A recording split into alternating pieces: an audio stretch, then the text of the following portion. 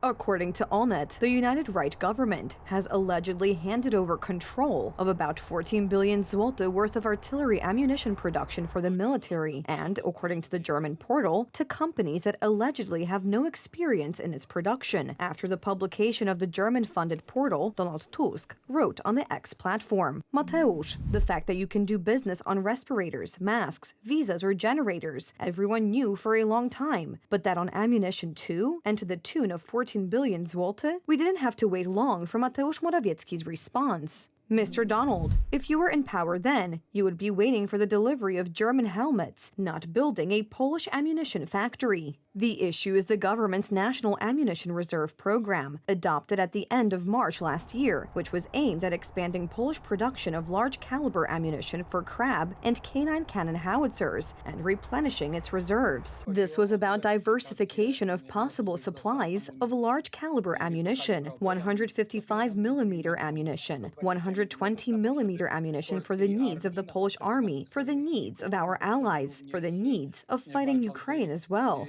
For the procurement of 155mm ammunition, the Ministry of Defense, headed by Mariusz Błaszczak, last December signed an executive contract worth 11 billion zloty with the Polish Armaments Group for 355,000 pieces of ammunition for heavy artillery. In addition, 2 billion zloty was to go towards investment related to its production in Poland, including a new artillery ammunition factory. Now, all indications are that Donald Tusk's government wants to withdraw from the program.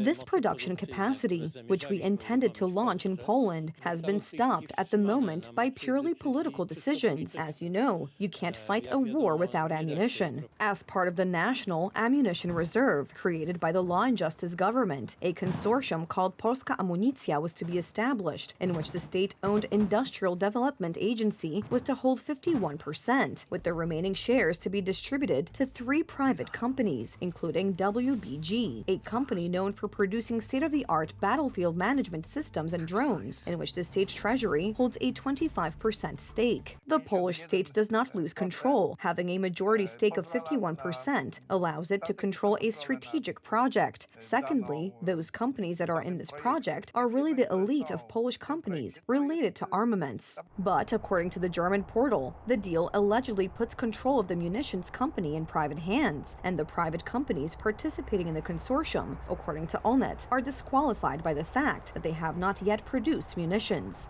Why lie so rudely and on top of that stupidly? It is clear from the unclassified part of the Council of Ministers resolution that the purpose of the program is to diversify and expand the ammunition production base.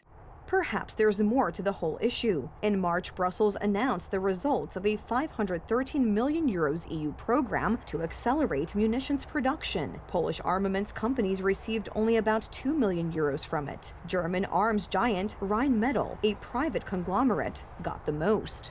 German armaments companies are growing very intensively. It's not only the German territory itself, it's also companies in the Baltics, Spain, Hungary, extensive production and European funds acquired. In June, Rheinmetall signed the largest framework agreement in its history with the German government for the supply of 155mm caliber artillery ammunition for up to 8.5 billion euros for the Bundeswehr and Germany's allies, including perhaps Poland, which is governed by the Tusk coalition. I don't want the Germans to buy us tanks. There is no such topic at all. We make our own purchases, and we will be more efficient in this than any country in Europe. Interestingly, during the visit of Chancellor Scholz, Donald Tusk did not talk about production, but only about purchases. Today, we can see perfectly well that this cooperation is to be based on the fact that the funds that were ultimately supposed to go to the Polish arms sector will be withheld and transferred to Rheinmetall, a German company. At the same time, the German Federal Office for the Support of the Bundeswehr has signed the first executive contract under this contract with Rheinmetall worth some 880 million euros. The contract is for the supply of artillery ammunition starting next year, with production to take place at an ammunition plant under construction in Unterlüß in Lower Saxony. Rheinmetall's ambition is, among other things, to become the largest producer of artillery ammunition in the world in the next few years, not just in Europe. The problem is that Poland, at whose borders there is a war provoked by Russia, should take care of adequate supplies of ammunition itself, because otherwise we will end up standing in long lines to the cellar.